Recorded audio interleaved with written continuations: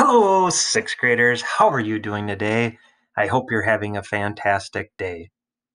Let's stop. And before we move forward with discussing the fur trade, seriously, how are you doing?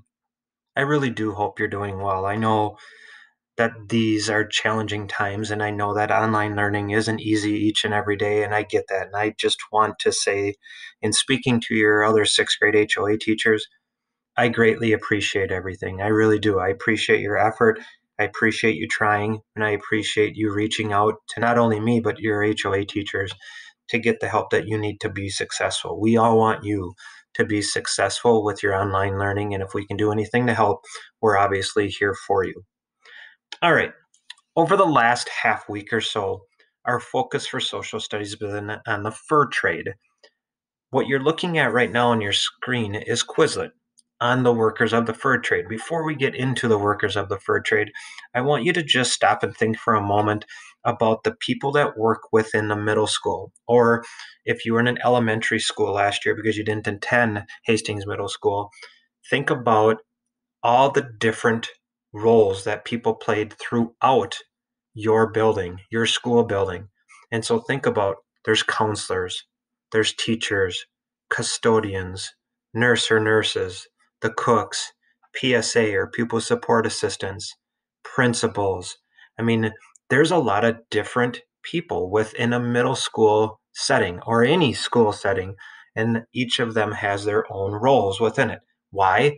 To help you when you're in the building. Imagine if we took one of those workers away. Imagine if there was not any cooks in the middle school or a school setting. What would you eat? Yeah, you would have to bring your own lunch, obviously. Well, the workers of the fur trade were no different. In order to make the fur trade work smoothly, they needed each other to do their part or perform their role. So there were different workers of the fur trade. And those workers include traders, clerks, voyageurs, hunters, pulp preparers, suppliers, guides, and interpreters. And so what I'm looking at right now and what I'm doing right now in Quizlet is flashcards. I just simply click on the worker, interpreters, and then it gives me really what an interpreter was. And you can do the same thing for the other 7 terms. Now, you might want to play a game like Match or Gravity. Okay, we're not going to play Quizlet live, but there's a variety of different ways that you can better understand what these workers did throughout the fur trade. And again, how important each of them were in order to make the fur trade occur and happen and work successfully, just like it is in a middle school or school setting. The other 2 components of this video is going to focus on a review based on what you read out in the online textbook. And the first part was, I want, you want. And really, the fur trade thrived because Europeans wanted goods the Dakota and the Ojibwe had. Those goods included pelts, in other words, animal skin with fur on it, specifically beaver. Beaver by far was the most highly prized. People in Europe wanted a beaver hat, which you see in the upper right-hand corner. It was really a symbol of the rich and powerful in Europe. And so wealthy people wanted these beaver hats, and they were around for hundreds of years. And eventually, in time, silk hats would replace the beaver hats, but beaver was very important. Some of you might be thinking, well, wait a minute, why would Europeans come all the way across the Atlantic Ocean to North America and ultimately to the lands of Minnesota to trade with the Dakota and the Ojibwe? Well, the reason being is Europeans overhunted their lands of beaver and other small animals, and in the end, they needed to go elsewhere to find these animals to make trades with others to get those beaver and other small animals to make items like beaver hats. So Europeans paid a lot of money for these beaver hats. In other words, it was very profitable for these fur traders. Beaver was overhunted, as I stated, in years in Europe, which caused near extinction of the animal and other animals. And so when we think of another reason why the fur trade thrived, it was simply because the Dakota and the Ojibwe wanted the goods the Europeans had. It was kind of one of those things where, hey, I want what you want and you want what I want. And that's exactly what was occurring between the Europeans and the Dakota and the Ojibwe. So what did the Dakota and the Ojibwe want from Europeans? They wanted clothes made of woven fabric. Why? Much more comfortable than wearing animal skins. They wanted colorful glass beads. This was a new way to decorate their bags and shoes. They wanted brass and tin kettles. It made cooking so much easier for them. They wanted red dyes to help decorate the hides and clothing. They wanted axes, metal axes specifically, to chop down trees. Again, making it easier for them. Guns replaced bows and arrows. Again, it made it easier for hunting. All of these goods really made life easier for the Dakota and the Ojibwe and kind of added more style, so to speak, to their clothing. Can you think of an example of something you wanted from a friend or a relative?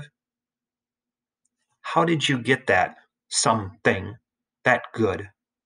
I remember when I was younger, not that many years ago because I'm not very old anyways, but I remember when I was younger, I literally traded 99% of my football trading cards for my friend's baseball trading cards. And I still have those baseball cards today. And I would guess that my friend from many years ago in elementary school has his football cards that I gave him. All right, another component to this review is more than furs. Yes, furs were very important. Beavers specifically, like I said in reviewing the section I Want, You Want. But it was more than just furs. For example, Europeans were living in the land of Minnesota. This was new not only for the Europeans, but for the Dakota and the Ojibwe. In times throughout the European and the Dakota living in the lands of Minnesota, Europeans would come, but then they would go. The fur trade really, for the first time, got Europeans to stay in the lands of Minnesota, where they now are quote unquote permanent residents. First came the French, people from France, and then the British came, or people from Great Britain. The Europeans also needed food, labor, and tools besides fur. Okay, so if you're living in the lands of Minnesota, an area or a chunk of land that you've never lived in before, obviously you're going to need more than just furs for survival. You need food, you need to perform some type of work and tools in order to survive, not to mention the clothing and the shelter. So some of the other essential needs of the Europeans included wild rice, which grew naturally, primarily in northern Minnesota. They would get that from the Dakota and the Ojibwe. Meat, maple sugar, canoes to get around from point A to point B, because canoes at the time were really the main mode of transportation. And so they would then hire Dakotas and Ojibways to help them through these unfamiliar lands to them, to help them to better understand the land that they were living on, to help them to survive for hunting purposes, for example. Where are the animals? Okay. Where can I go find other sources of food? Maybe it's berries that are growing on trees. Okay. So there's all sorts of different reasons why the Europeans hired or utilized the help of the Dakota and Ojibwe. And it basically what it boiled down to was survival. They needed interpreters. Again, the Dakota and the Ojibwe served as those interpreters. There were trading posts set up all over the lands of Minnesota. And if you look at the map to the right and you focus on an area near the present day Wisconsin border, look for a blue diamond. Next to a blue diamond near a fort called Fort Le Sueur is Oliver's Grove. It was an American fur trading post. Oliver's Grove is in Hastings, present day Hastings, that is. And if you think about where the post office is on 2nd Street in Hastings, across the street, okay, literally is Oliver's Grove. There's actually a sign, if I recall correctly, that says Oliver's Grove. So there was a fur trading post there. And that fur trading post was owned by Americans, not the French or the British, who also had fur trading posts in the US throughout earlier times. But in the end, Americans took over those fur trading posts. But why was it located there in Hastings? Yeah. Why? Because of the Mississippi River. Remember, canoes were the forms of transportation. The rivers were the highways, so to speak. And so, because Hastings is obviously near the Mississippi River, there was a fur trading post that was placed there many years ago. And you can see the other fur trading posts throughout the present day state of Minnesota.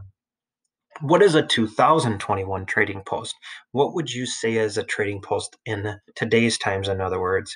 And I discussed this earlier in a more recent video, and really what a trading post is in 2021 or in recent times, just a store.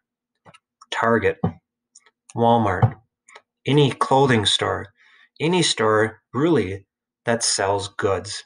And so that's what a trading post was.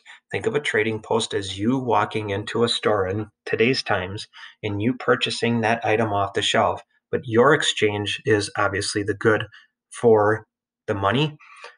During the fur trading times, it was goods for goods. So, for example, if the Ojibwe or the Dakota had a bunch of furs that they wanted to quote unquote sell or trade with the Europeans, they would go to these trading posts and then they would exchange European goods. Maybe it was a gun, a metal axe, okay, clothing or fabric. So it was all of the above in exchange for those furs, beaver, mink, otter, etc.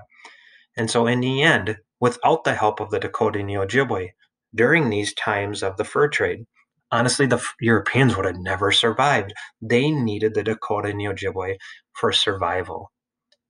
All right. I hope this review helped you to better understand what you learned previously and specifically on More Than Furs, as well as I Want, You Want, and Workers of the Fur Trade. As always, if you have any questions, feel free to reach out to me or your HOA teacher. Take care and have a fantastic day.